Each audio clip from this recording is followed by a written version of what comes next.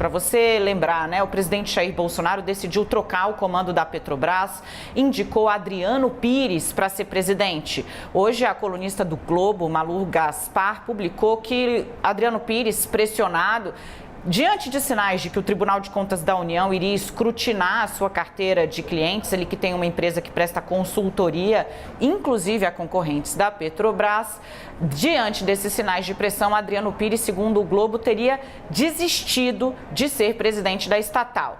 O que a gente conseguiu confirmar nessa história, Luciana e Sidney, é que Adriano Pires, de fato, balançou.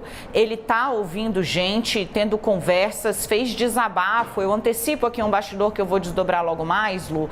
Ele conversou com um parlamentar do qual é muito próximo há anos e disse que estava realmente sob muita pressão, que ainda não havia desistido, mas que sentiu o peso ali da mão, tanto do mercado quanto dos órgãos de controle, contra a indicação dele para a presidência da Petrobras. A gente vai contar logo mais também que Adriano Pires ainda tem conversas na tarde de hoje para tentar bater aí um martelo. Os aliados dele dizem o seguinte, Lu, que da forma como está estruturada a lei das estatais acaba impedindo que nomes do mercado, como é o caso de Adriano Pires, assumam a presidência da estatal. A aspa é a seguinte: o que o qualifica, o que dá histórico para ele para ser presidente da Petrobras é o que, paradoxalmente, na lei, o exclui como possível candidato. Vai longe essa disputa e o mercado está assim, ó.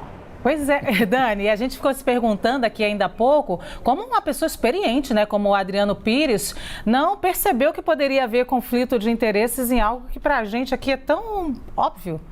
Lu, isso é bastante interessante. A lei das estatais é relativamente nova, né? Ela veio ali no final do governo Michel Temer como uma espécie de resposta ali ao que havia sido denunciado fartamente na Lava Jato, ocupação de postos na estatal especificamente por indicação política que levaram ali ao que a gente viu, aquele escândalo imenso que pegou praticamente todos os partidos do Centrão, PT, MDB e afins. Pois muito bem, lá atrás, por exemplo, Adriano Pires é um nome que atua há tanto tempo no setor que ele foi cotado. Se José Serra tivesse sido eleito presidente, muito provavelmente Adriano Pires seria ou ministro de Minas e Energia ou presidente da Petrobras, dada a afinidade que ele tem com o tema. Então ele é um cara respeitado, mas o fato é que ele atua hoje como consultor para empresas privadas que na prática são concorrentes da Petrobras.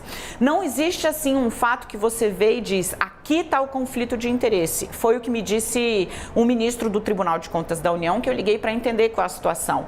Mas, segundo esse ministro, o próprio Pires é o conflito de interesse, porque sendo presidente da Petrobras, ele vai ter informações estratégicas sobre a petroleira, saindo da presidência da Petrobras, volta a atuar para concorrentes dela, depois de uma quarentena. Esse é o problema que está configurado, Lu. De certa forma, a grande preocupação de Pires é não só o escrutínio com relação à carreira dele, que até aí, segundo os aliados, ele passaria bem, mas o escrutínio na carteira de clientes dele, com os quais ele tem contratos. E esses contratos, claro, prevêem que você preze pela boa imagem dessas empresas. Elas seriam expostas aí a uma lupa, Lu, assim, ó, check, check, check, outro setor, check, check, check, o que, claro, levaria a uma exposição e poderia fazer com que ele nunca mais conseguisse retomar a carreira de consultor, depois da saída da Petrobras. Lembrando, né, o mandato do atual presidente da Petrobras termina em 2023, então você teria aí um tiro curto de gestão à frente da petroleira. E ele não está afim de arriscar, né, Dani? Vai arriscar tudo agora por conta de 2 aninhos aí, né? É isso. É difícil, né?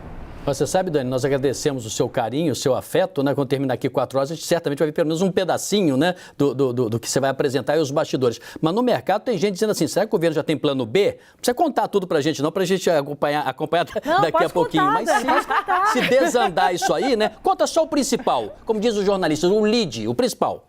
O Sidney, tem que ter, se não tinha, tem que ter a partir de agora. Por quê, né?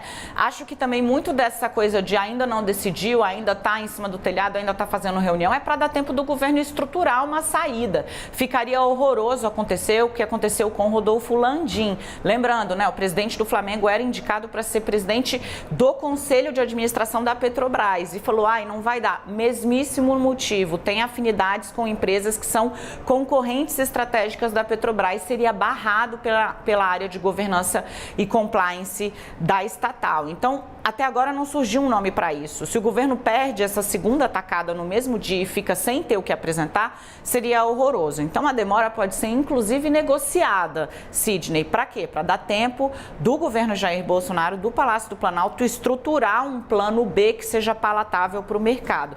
Porque é importante a gente ter em mente que quando o governo anunciou a troca do general Silvio Luna, a bolsa caiu da Petrobras, a ação da Petrobras desvalorizou muito e em seguida, quando veio o nome de Adriano Pires, voltou a subir. Por quê? Porque é um cara que todo mundo sabe que entende de petróleo. As pessoas podem até gostar ou não gostar do currículo dele, mas não dá para dizer que é um neófito. Agora as ações estão fazendo o quê? Mergulhando de novo, porque ficou sem uma opção segura o governo nesse momento para a maior estatal do Brasil. Então, assim, se o governo ainda não tem o plano B, está na hora de procurar. As indicações são de que sim, eles já estão fazendo esse giro para fazer uma cotação de nomes. Luciana, antes da sua intervenção, rapidamente, como é que você falou que o mercado estava? Faz assim de novo, como é que o mercado estava? Né? Dani, russa. Essa versão oficial aí do Landim, essa versão do Landim não é oficial, né? O oficial é que ele vai cuidar do Flamengo, que está precisando de verdade. Exato, não, para se dedicar exclusivamente ao time. Mas o que a gente sabe, Lu, é que o compliance da Petrobras, ele sempre prepara um tomadão de informações a respeito dos indicados para os cargos. E no caso de Landim e do próprio Adriano Pires, levantou aí essa pecha de que sim, olha, pode haver conflito de interesses, então a chance dele tomar uma bomba ali acabou precipitando o movimento, a saída dele. Landim, que é muito próximo do governo Jair Bolsonaro, a gente sabe, né, publicamente, ele posta ali ao lado do presidente, patrocina projetos que têm apoio do Palácio do Planalto, enfim, então não foi por falta de identidade essa saída, nem só pela necessidade do Flamengo, que eu não entendo muito de futebol, mas se a Luciana diz que ele está precisando de um help, eu acredito. Sim. Isso tá. Olha, Dani, vou te dizer que a gente te trouxe aqui, era para não falar, não te espremer, mas a gente está te espremendo. Outra coisa, para a gente encerrar a nossa conversa aqui, a ideia... Balança. O negócio era baixar o preço do combustível. Agora o problema virou a troca na Petrobras. O preço do combustível ficou para lá, para depois. Lua, você agora foi no ponto que eu considero crucial. Inclusive é exatamente com esse paradoxo que eu vou abrir o CNN 360. Lu, o presidente Jair Bolsonaro decidiu trocar a presidência da estatal sem ter garantia de que essa troca levaria a uma mudança na política de preços. Pelo contrário, Adriano Pires sempre foi uma pessoa que falou a favor da tal da paridade de preços internacionais. O que é isso? O petróleo é negociado em dólar e não tem como a gente deixar de lidar com a flutuação do que está acontecendo lá fora. Então, o que ele sugeria? Que o governo, o Tesouro, todos nós pagássemos uma espécie de subsídio para segurar um pouco o repasse do preço para o consumidor. Mas a troca na política de preço da Petrobras, ela não viria automaticamente. E mesmo sem ter, digamos, a salvação da lavoura assegurada, o presidente fez esse movimento para quê? Para mostrar que estava fazendo alguma coisa. Quando cobrado pelo eleitor, poder dizer, eu troquei o presidente, vocês viram? Estou esperando, vamos ver o que faz. Para ter um argumento político, de olho na eleição. O problema é que está parecendo que vai fazer água, Luciana. É isso aí, exploramos bastante a nossa amiga. Então pode voltar, tá, Dani? Todo Fechado. Dia, querendo estar aqui, 3h30, quero o seu horário, até o telespectador se acostumar, avisando para o nosso telespectador 360, começa agora às 16 horas. Dani, vai lá, vai se preparar para o 360. Obrigada, gente. Dedos cruzados, vamos juntos. Tchau, até mais. Tchau.